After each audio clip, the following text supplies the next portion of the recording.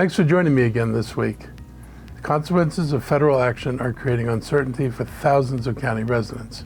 When the federal government freezes, slows operations, or lays off essential research staff, it sends shockwaves through our community and our economy.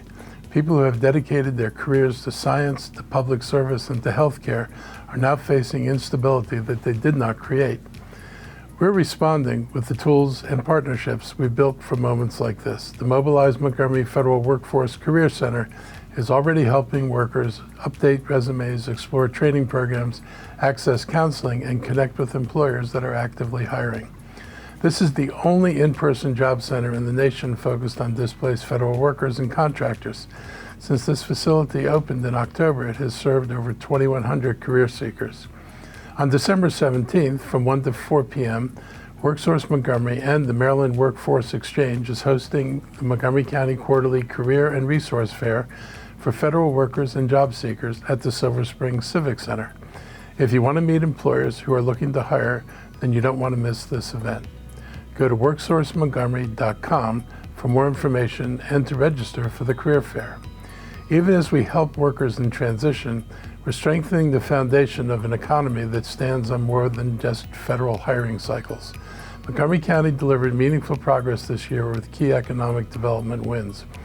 Viva White Oak is moving forward after years of delay, with MCPD Real Estate as the development partner and the county proposing its first tax increment financing tool to support essential roads and utilities. We are finally turning a long-promised project into reality.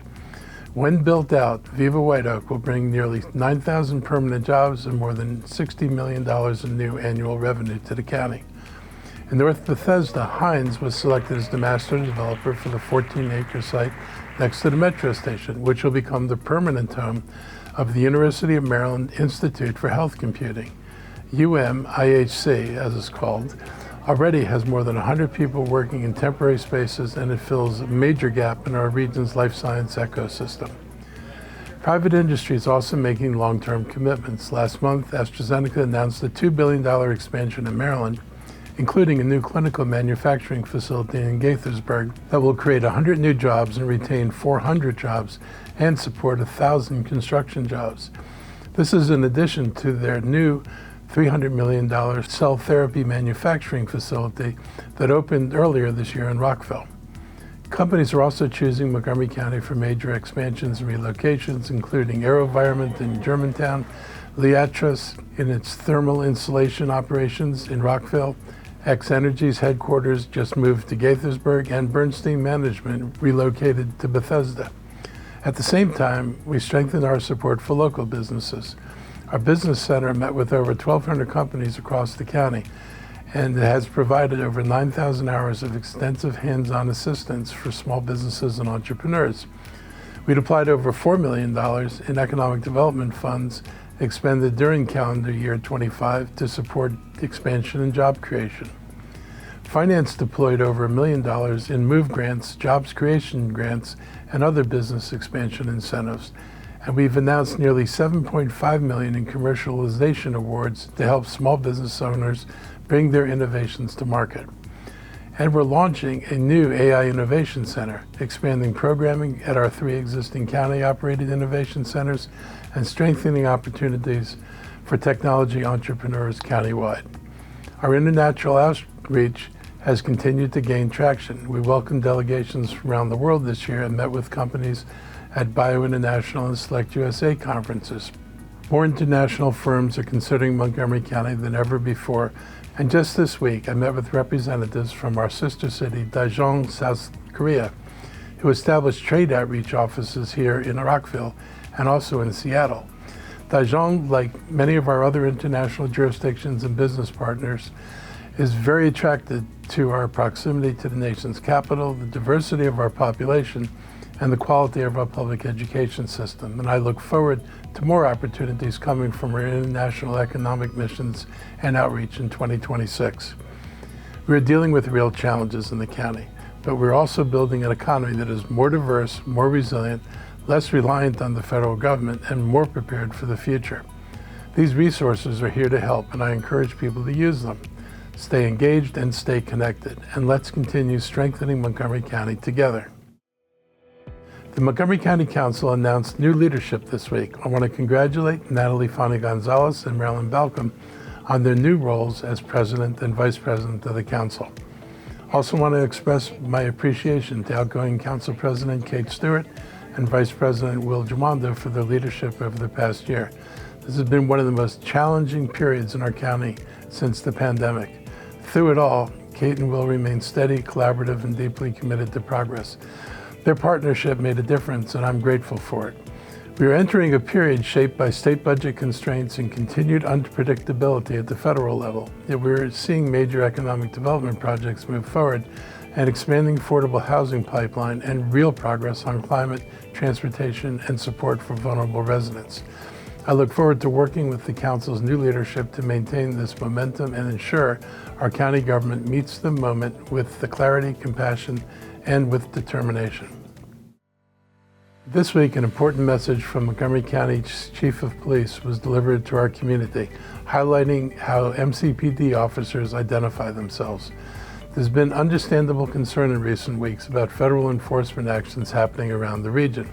Some federal agencies are using unmarked vehicles, masked people, no uniforms, and uniforms that don't clearly identify who they are when they do wear a uniform. That has created fear and confusion, and is affecting people who are simply trying to live their lives. So let me be absolutely clear about Montgomery County Police. Our officers are always identifiable. Their badges say police officer or police detective, followed by Montgomery County, Maryland.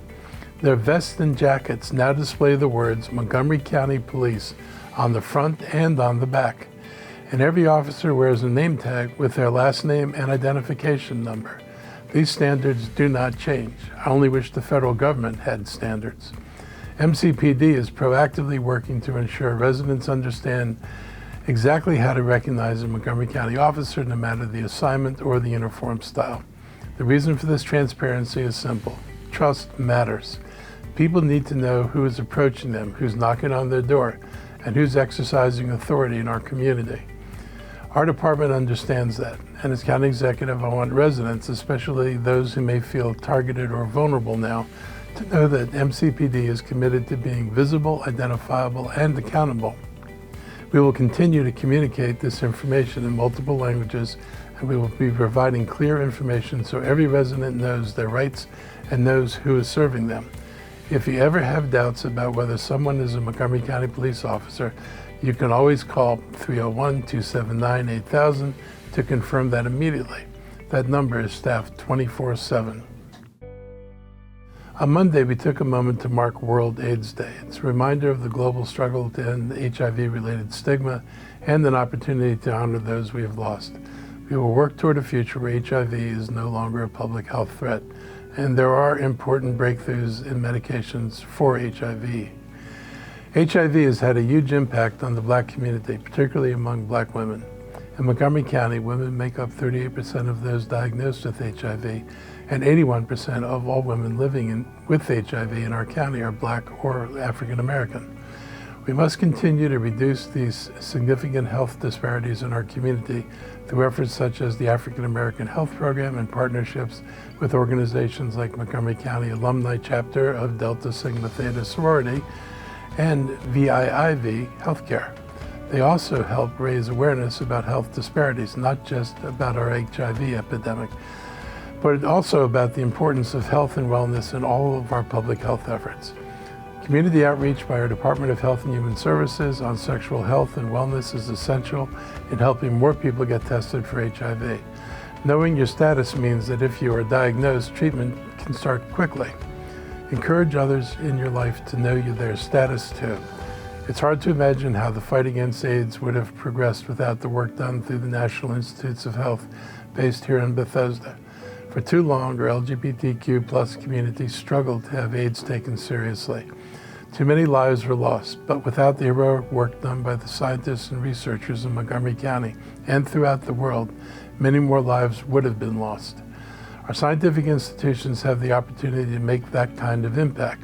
Let's continue to support them as they fight through funding cuts in order to preserve their mission of helping save lives.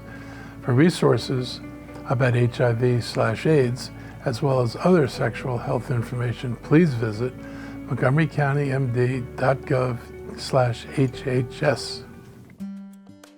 Every year we make sure that Rosa Parks is not forgotten. She was a courageous African American who changed the course of our country by refusing to surrender her seat on a Montgomery, Alabama bus 70 years ago this week on December 1st, 1955. Her quiet strength sparked the Montgomery bus boycott, led by Dr. Reverend Martin Luther King Jr., and it set in motion a movement that reshaped our understanding of justice and equality. The boycott lasted more than a year. Families who relied on the bus system to get to work, to school, and to live their lives sacrificed greatly. Rosa Parks lost her job and endured harassment, but she stood firm. Her dignity became a national symbol of the fight against segregation. Her story reminds us why transportation equity is a civil right and underscores the responsibility transit agencies have to serve everyone fairly. That's an important thing to remember in a county as diverse as ours. It remains important today to remove the barriers that hold people back. This commitment guides our work. We put everything under the microscope to ensure that our policies, procedures, and our budgets consider all residents as equals. We eliminated ride-on bus fares this fiscal year to make sure that the ability to pay is never a barrier to mobility.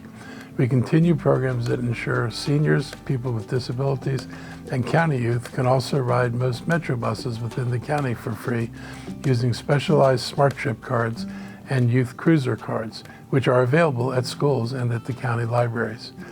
Throughout December, MCDOT will host Rosa Parks' legacy by placing commemorative interior placards inside our nearly 400 ride-on buses. It's a reminder to every rider of the courage it took to demand fairness and of the work we must continue today. I was proud to stand alongside Councilmember Lorianne Sales, Councilmember Will Jawando, and other council members and the transportation leaders in honoring Rosa Parks Day with a proclamation. I encourage residents to learn more about Rosa Parks and explore the importance of transit equity at montgomerycountymd.gov/DOT.